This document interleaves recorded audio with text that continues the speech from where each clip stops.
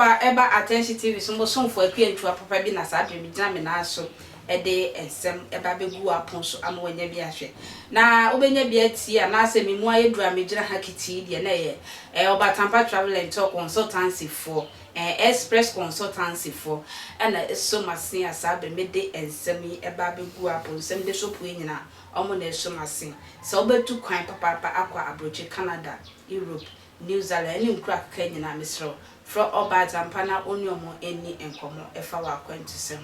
na we ye too far akọ Kumasi market ai baby e fra Obantama dwadifuo bi ho agese omoni abre papa na we na se wona Kumasi kwan so ekwa ohu se car bi ye painting ni white ye se e fa na MS express se sia 45 minutes no the word du Kumasi agese when ni be no na chese we di Kumasi ane so mo de ho ha mo dwane papa na sa car si na chese eye MPB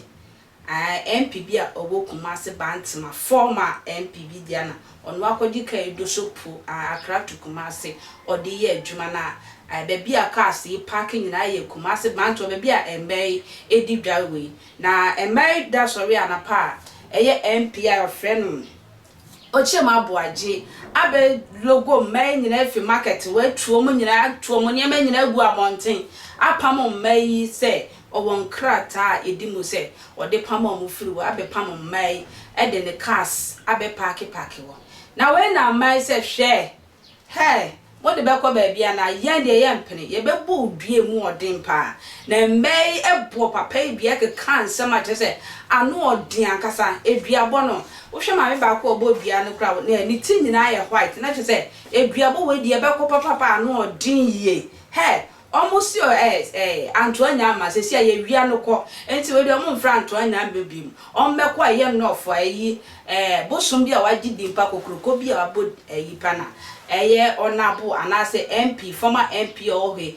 onabo ochem Abuaje obeba be yi na no won sie do we de nya atiasefo asase so na ye be fro we de ye nko court waba be yi wa no emei se eye onabo Abuaje beba be yi na no won sie do a anu odin pa me so ye kwati emei emra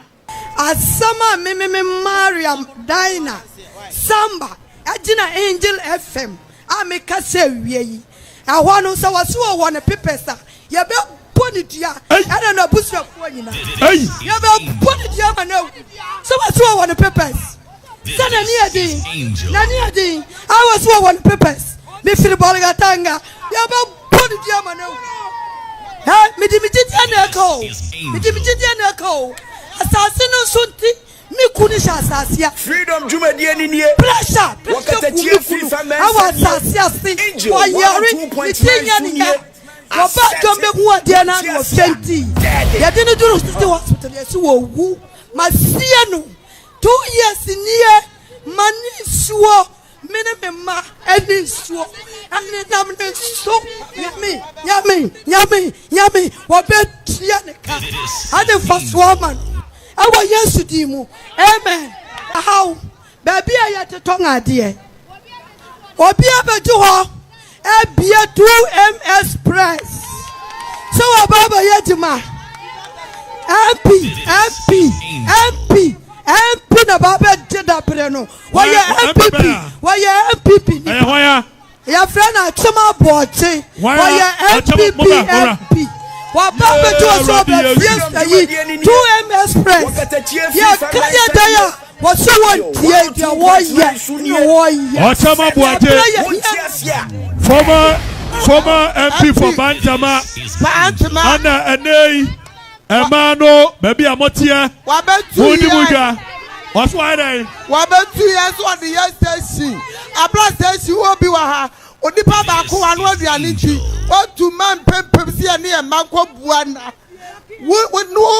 MP awasafora ya fra wo sabra bebua ye enam sa wo ni ye kululu nya bia ba ye nti ya fra wo kra wo mu aye yesu ni ato abade ma wo na wo de ba aye esa wo mu aye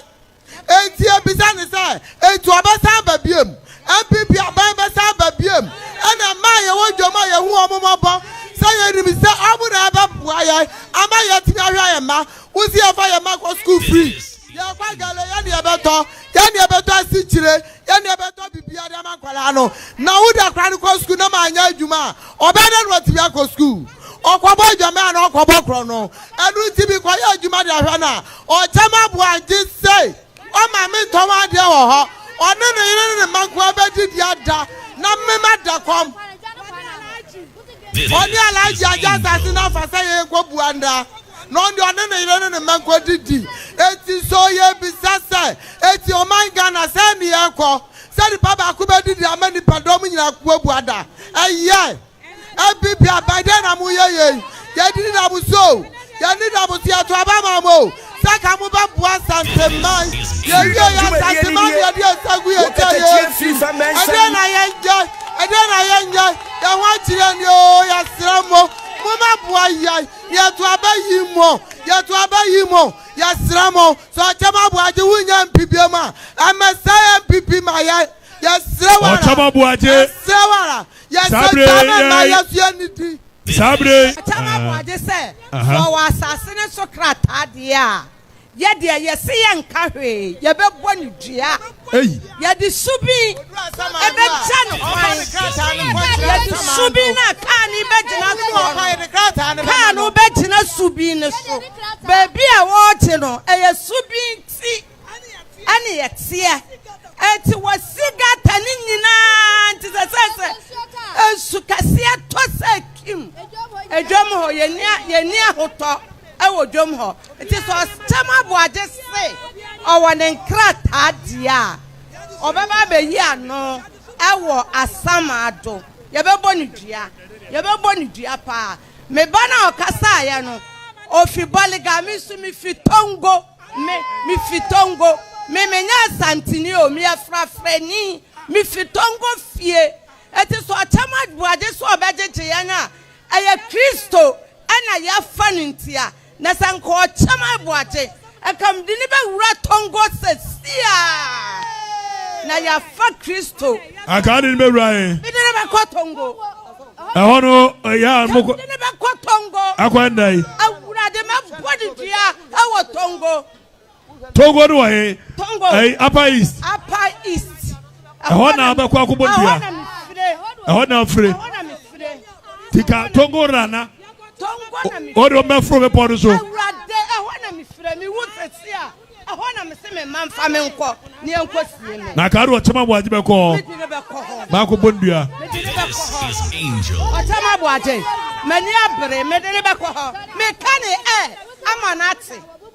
Yo ma cho me ba ho na me 18 years.